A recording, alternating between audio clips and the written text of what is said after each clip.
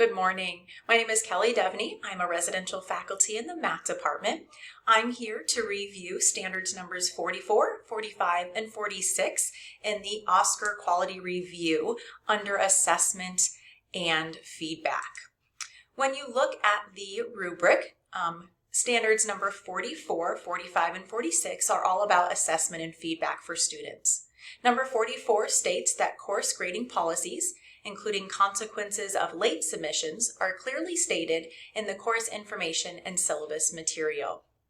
So in my class, when you go onto the home screen, you will see some of the recent announcements at the top, but lots of different buttons on the bottom, the important things that students are going to find in my course. One of them being the syllabus and a syllabus quiz. So for my class, students during the first week must read my syllabus and submit a syllabus quiz and acknowledgement form.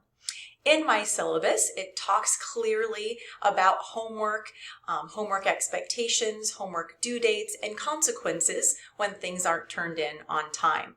It talks about chapter exams, it talks about taking notes, and submitting work for their exams. That's a requirement in some of my courses, and that they have to do it within a certain amount of time or no credit is given. So I clearly break down all of the different due dates, rules, and expectations and consequences for work.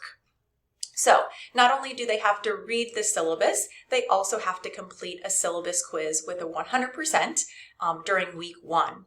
And in my syllabus quiz, it not only has questions, but I also have videos re-explaining and emphasizing some of the important things throughout my syllabus. So students will work through the syllabus quiz and it highlights the different classroom procedures, expectations, and so on.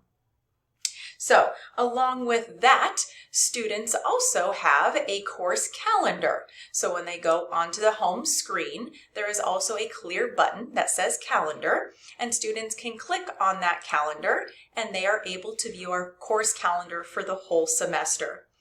In this course calendar, it clearly states what things they should be working on that day and when those assignments are due. It follows the pattern as we walk through the semester. It even talks about the testing window that is given and so on. So they are able to look at this calendar and follow along so they don't miss any due dates.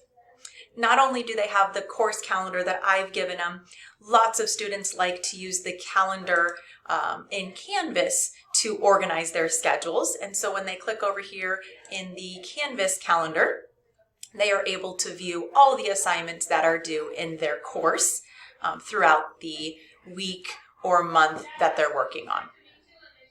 So that's how I make sure that my students are aware of all of my different grading policies in the syllabus quiz, and the course calendars.